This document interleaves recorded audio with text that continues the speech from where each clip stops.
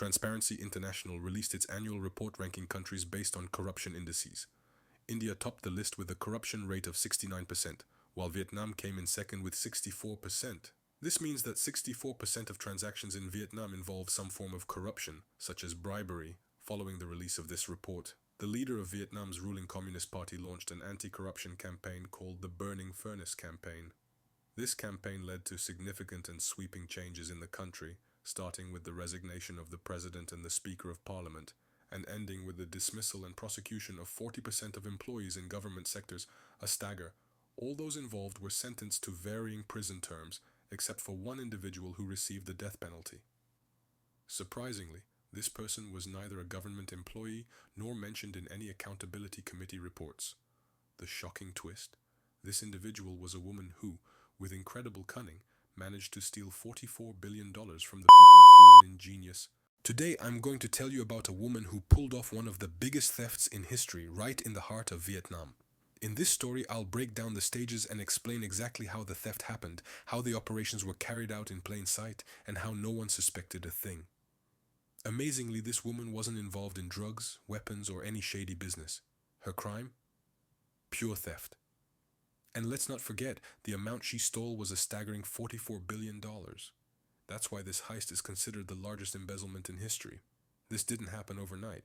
It was a carefully planned scheme carried out over several years, with details and steps you wouldn't believe. Through this plan, a poor street vendor transformed into the richest woman in East Asia. Here's the kicker: nobody in the world knew she was the wealthiest woman in Asia because she kept a low profile. Her network consisted of 2,700 people. The story is packed with events and details, so make sure your notifications are on. Don't forget to hit the like button, and as always, let's discuss in the comments and hear all your thoughts. As we always say, every story has its roots in honesty, until I tell it to you. On January 23, 1958, in the southern Vietnamese city of Quang Binh, a businesswoman named Mai Truong was born. Mai's birth came 3 years after the start of the Vietnam Civil War, which marked the beginning of her journey. To understand her rise from poverty to billionaire status, we must first know a bit about this war, because one of its key players fundamentally changed Mai's life. Vietnam was divided into two regions, or rather two countries, North Vietnam and South Vietnam. Though culturally, historically, and socially they were one people, politics and conflicting interests split them into two nations. In 1955, North Vietnam proposed a unification plan to establish a socialist state called the Socialist Republic of Vietnam. However, South Vietnam rejected the proposal outright. Gradually, this friendly proposal escalated into a declaration of war, leading to a major conflict between the two nations, now known as the Indochina War. This war drew in outside supporters, turning a domestic conflict into a regional and international war. The Chinese Communist Party supported the North, while India backed the South. Like most civil wars, there were external sponsors and contributors. The Soviet Union, China, North Korea, and Cuba supported the North, while the United States, India, Australia, the Philippines, and several European countries backed the South. The war lasted for 20 years, filled with unimaginable crimes and atrocities. By the end of the war, the North triumphed and unified the two nations under one state. This war was considered one of the greatest defeats in U.S. history. Some sources even claim that in the final weeks of the war, the United States planned to drop a nuclear bomb on the North. However, Southern leaders vehemently opposed this move. When they realized the U.S. was determined, Southern leaders coordinated with Northern leaders, announced their surrender, and ended the war to prevent civilian casualties. The important takeaway here is a policy implemented by the Northern Communist Party, which played a critical role in Mai's rise from nothing to everything. I'll explain that policy in detail shortly, but first let's get to know Mai Truong. As we said, Mai was born 3 years after the war started. She was from South Vietnam, meaning she and her family weren't aligned with the Communist Party. Her family was initially well off. Her father was a fish trader, but as the war dragged on, their financial situation worsened drastically. Eventually, they fell below the poverty line, and her father abandoned the family. Some say he joined the war and died in battle. Left with no other choice, Mai's mother began working and even involved her children in selling goods to make ends meet. By the time Mai was 10 years old, she and her siblings would roam the city's streets daily, selling whatever their mother could afford to buy. This routine continued for 4 years until her mother managed to open a small shop in the city's most popular market when Mai turned 14. This was a huge step forward for the family. Over the next 4 years, the shop flourished, with Mai and her mother running it and selling cosmetics. In her memoirs, Mai wrote that even though she was just 14, she spoke to customers like a seasoned public relations minister. Despite their struggles, Mai and her siblings never gave up on their education. When Mai turned 18, she enrolled in university to study history. That same year, the Vietnam War ended and the two countries were unified. Mai understood that the future lay in aligning with the new ruling party, the Communist Party. However, her application to join the party was rejected because she was Southern and, more importantly, because she was a woman. After unification, the North implemented sweeping reforms. The first major change was the abolition of private ownership. Everything people owned was now considered state property. The state had the right to redistribute assets as it saw fit. Mai took advantage of this policy, expanding her family's shop and her business activities.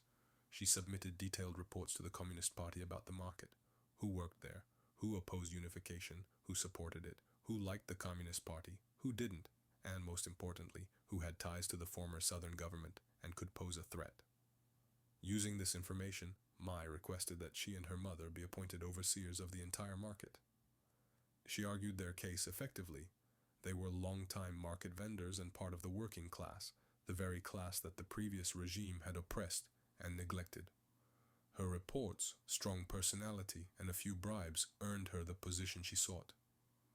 She and her mother took over the largest and most prominent shop in the market. Mai believed that the Communist Party offered shortcuts to owning prime real estate. She applied to join the party again, but was rejected. So, she devised a clever workaround. Instead of needing the party, she made the party need her. What you're about to hear next might shock you, but it was well known and widespread in Vietnam at the time. Due to her circumstances, Mai became a master strategist, tailoring her plans to every phase of her life. When the party rejected her, she joined the Vietnamese Students' Union, a government-run but politically independent organization made up of university students. Its goal was to assist and support students. Mai quickly rose through the ranks thanks to her unique personality and managerial skills, eventually becoming the president of the Student Union for all of Vietnam. To sum it up, Mai's path to success was built on reports. She became an informant, using her intelligence to write detailed accounts about everyone. Even without formal party membership, her role was instrumental in removing many individuals from positions of power. Behind the scenes, how she rose to power and wealth. Through this clever strategy, Mai managed to advance within the student union, eliminating all her competitors to become its president, the first woman to ever achieve this position. This was her academic life, but her real-life story is even more astonishing. Leveraging the widespread corruption within the Communist Party, she secured not just one but multiple shops in the market where her mother and other relatives worked. Soon, her siblings, cousins, and extended family each had shops scattered across the country. Their deal was simple. Mai would arrange for the shop and they would work in it, splitting the profits 50-50. To acquire these shops, Mai accused the original owners of being connected to imperialist forces, i.e., collaborating with the West and America. These accusations led the government to arrest the shop owners and replace them with loyal citizens, who conveniently happened to be Mai's relatives. This wasn't unique to Mai. Dozens, perhaps hundreds of Vietnamese citizens exploited the system similarly. Since the state owned everything and controlled property transfers like chess pieces, individuals like Mai thrived under the guise of patriotism, extending her influence and avoiding risks. By her final year at university, Mai faced a dilemma. Graduating would end her membership in the student union and cut off her connection with the party.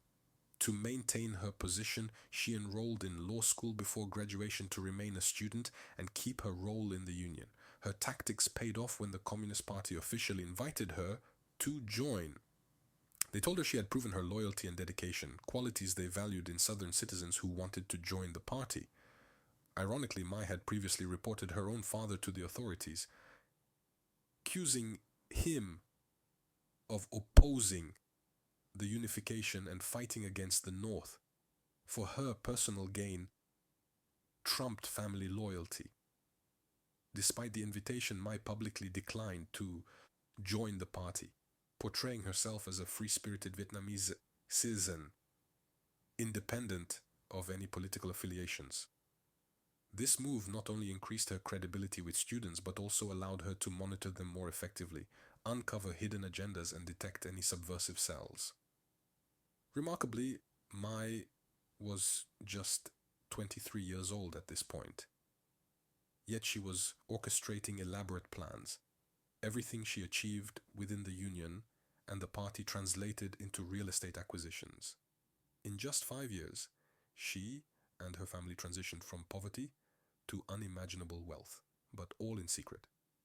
Displaying wealth openly would have violated the Communist Party's principles of equality, risking government confiscation of their assets. Building an empire through strategy. Mai continued her education, eventually earning a master's degree in public administration. In 1985, she officially joined the Communist Party, presenting a simple yet transformative idea. The party should strengthen its grip on the population through financial and real estate power. She proposed that the state issue a decree allowing the party to own property, consolidating the country's assets under party control. By implementing her plan, the party not only monopolized power but also positioned itself as the country's primary economic entity. Over time, if privatization laws were introduced, the party would already own the majority of the country's assets, allowing it to sell properties at enormous profits or remain the nation's largest investor. From policy to personal wealth, Mai's proposal, despite its simplicity, was revolutionary. At just 28 years old, she redefined the country's laws and was appointed head of the party's acquisition committee. Her Deux Mois initiative aimed to transform the Communist Party into a financial powerhouse. From 1986 to 1991, Mai amassed 199 properties, including malls, resorts, and residential complexes, all registered under the party's name but secretly controlled by her. By 1997, Mai had erased all records of her past. She systematically destroyed every document that could link her to her rise, ensuring her history was clean and untraceable. Officially, Mai's wealth came from her inherited fortune as part of a generationally wealthy family, a narrative she carefully fabricated. A global network and ultimate betrayal. To further protect her interests, Mai married a wealthy businessman with extensive investments in Hong Kong and China. Some sources suggest the marriage was purely strategic, while others claim it was genuine. Regardless, all her assets were registered under her husband's name or their joint companies, shielding her from scrutiny. By 2010, Mai controlled stakes in 3 major Vietnamese banks. She orchestrated their near collapse to facilitate a merger, ultimately creating the Saigon Financial Bank. Appointed as the interim chairwoman of the bank's board, she quietly manipulated the system to own 90% of its shares through proxies. The final downfall. Despite her meticulous planning, Mai's empire began to unravel in 2018. Transparency International ranked Vietnam as the second most corrupt country globally, sparking the Communist Party's burning furnace campaign to eradicate corruption. While Mai initially remained untouchable due to her clean records, a single inconsistency, her overly pristine file, drew suspicion. Investigators uncovered her vast network comprising 2,700 people, including 85 financial operators managing her assets. On October 16, 2022, Mai was arrested. The investigation revealed that she had embezzled over $44 billion through fraudulent transactions, hidden under the guise of a national savior who had saved Vietnam's economy. Her trial lasted 2 years, relying heavily on her confessions rather than documentary evidence, which she had meticulously erased. In April 2024, Mai was sentenced to death, though the execution was suspended to negotiate the return of stolen funds. Sources suggest she remains silent, confident that her global accomplices will rescue her. If she names them, her life could be at risk, even behind bars. This concludes our story of Mai Truong, a woman whose cunning and ambition created one of the most astonishing criminal empires in history.